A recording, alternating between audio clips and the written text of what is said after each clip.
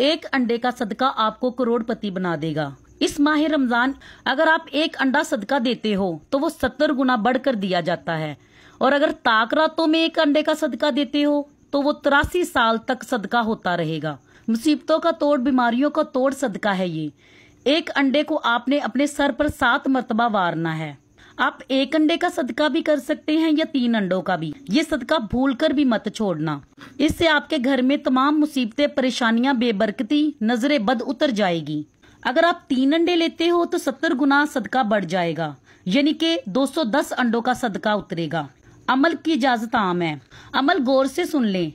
आपने बिल्कुल सफेद अंडा लेना है। सबसे पहले आपने दुरूदे पाक पढ़ना है, अव्वल और आखिर 3-3 मरतबा। 33 मरतबा अस्तगफिरुल्लाह पढ़ना है। अगर एक अंडा है तो ये अमल आपने एक बार करना है। अगर 3 अंडे हैं तो सब पर अलहदा अलहदा करना है। फिर इस अंडे को आपने अपने सर पर 7 मरतबा घुमा के रख देना है। इसी तरह सब अंडों पर ये अमल करना है। इसको आप किसी भी दरख्त के पास जाकर तोड़ दे जहाँ पर कीड़े मकोड़े हों जो इसको खा सकें। इसको तोड़ने के बाद आपने मुड़कर नहीं देखना।